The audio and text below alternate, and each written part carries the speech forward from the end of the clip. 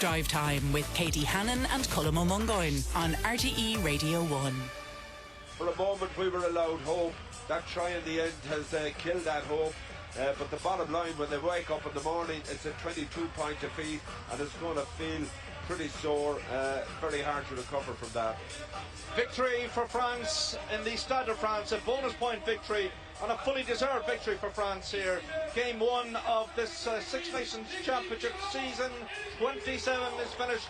It's resulted in a victory for France over Ireland by 36 points to 14.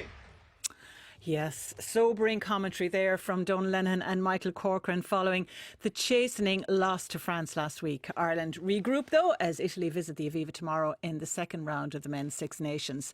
Andy Farrell has made 6 changes to the starting lineup, but as the side prepares to face an emboldened Azzurri, many are left wondering if the France game was a temporary blip or the first clear signal of a team on the decline. We're joined now by Irish Times rugby correspondent Gerry Thornley. Gerry, you're very welcome. What do you make of the team that Andy Farrell has picked for tomorrow? Very un-Andy Farrell-like, right? I wouldn't go so far as that. I think there's a little bit of a misconception, Katie, that Andy Farrell is not prepared to promote young players. The truth is that if you look at players like Joe McCarthy and others, and now Edwin Adogbu, who's only ever started 14 matches for Munster, and he was eager to bring him into the squad before now, but the boys had 2 serious Achilles tendon injuries. And, you know, other young players like Brian Gleeson he's wanted to bring in. He brought in Paddy McCarthy after just 4 games for Leinster and gave him his debut off the bench against the All Blacks in Chicago. So I think if he sees a talent, if they're old enough, they're good enough, or young enough, they're good enough, it doesn't matter to him, and he'll even pitch them into games without that much experience. On the whole, I like the balance of this team. I think Farrell has an innate understanding that rugby is based on emotional energy, and all the changes are, I think, designed to achieve that. If you look at the incoming Six Nations debuts for Robert Balakoon and Cormac Izuchukwu, as well as a debut for Edwin Adogbu, and then restoring Jack Conan, James Ryan and James Lowe. Conan and Ryan brought real physicality and intent off the bench in Paris, and I think so. You've got a experienced, proven test players who bring a lot of intensity, physicality, and then the enthusiasm of players trying to prove a point. It's also, as an aside, I think it's a wonderfully diverse mix when you think Balakoon's father came from Senegal, Izuchukwu's father came from Nigeria, Adogbu's parents came from Nigeria, and they hail from Enniskillen, Tullamore and Cove, all first internationals ever from those parts of Ireland. So as an aside, I think it's a very kind of refreshed and diverse and interesting team. So you think, the analysis after the Scotland-Italy clash was that maybe Scotland underestimated Italy and paid the price. Do you think he's lining out our strongest side then? I don't know about what's our strongest side at the moment. I do think you've got to remember as well, for the first time ever, the first 3 rounds of the Six Nations are back to back to back. They used to be fortnights apart. Then it was kind of in a 7-week block. Now it's reduced to a 6-week block with only 1 rest week.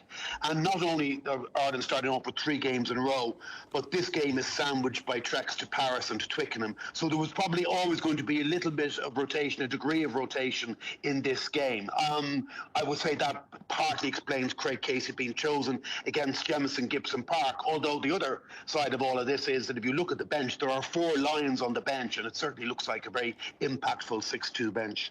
Is it fair to say, though, Gerry, that other teams have managed to rotate younger players in on a wider scale, maybe because there are more clubs to put them through? Even looking at, some of the teams that have been fielded by countries in under-20s, they're getting top-flight rugby experience and playing in an under-20s World Cup in a way that we don't see in Ireland. I think certainly France have promoted quicker from their under-20 ranks through to their senior team than Ireland have done.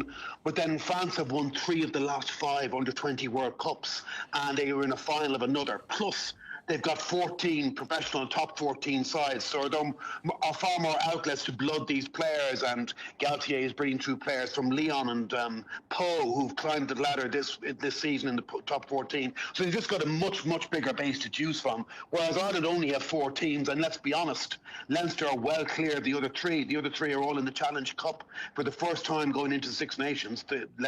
Munster, Connacht and Ulster are all in the Challenge Cup. Leinster are the only contenders of the Champions Cup, and that's the way it is. is. Is that a problem then for the national Yeah. coach, only Oh, yeah. having those 4 clubs and his choice being limited to those 4 clubs? No, I don't think that's a problem at all. We can't blame 4 teams as being restrictive. It hasn't prevented Ireland from rising to number 1 in the world and winning 17 matches in a row and winning Grand Slams and winning an historic series away to New Zealand. These were all extraordinary heights, and it's only less than 3 years ago that Ireland probably fielded its greatest ever team at the last World Cup and reached, if you like, something of an Icarus moment. It was always likely that there would be a slight decline from then. The Irish team, that was a natural peak. That wasn't going to be repeated anytime soon, just through the age profile of the team and retirements and the effort it took. And I think there have been mitigating factors this season, in not least in the Lions Tour. It's the first time Ireland have been bulk suppliers to a Lions Tour, and it's a square peg in a round hole, and the bulk suppliers have never finished higher than 3rd the following season. So, Jerry, the big question is, what's your call on tomorrow's game then? I think Ireland are in something of a no-win situation, Katie. If they lose, it's an absolute catastrophe. It's the apocalypse. It's all over. This rain will never stop, and we'll never see sunshine again, which really it almost feels like. Whereas if they only barely win, it will just say, oh, well, that wasn't very convincing. And probably even if they do can win convincingly, people will say, oh, it was only Italy, because Ireland have never lost to Italy at home in the Six Nations. But so I think they really are in something of a no-win position. That being said, I do think they'll win. I think they could win by a couple of scores convincingly enough against probably the best Italian side to come to in the Six Nations to Dublin. A 2:10 kick-off on a Saturday afternoon in the Aviva doesn't help.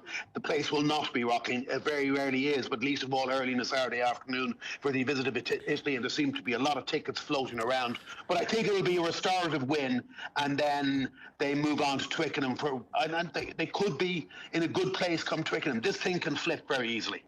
Okay, bit of positivity there at the end of all that, Jerry. Many thanks for that, Jerry Thornley, there, rugby correspondent with the Irish Times.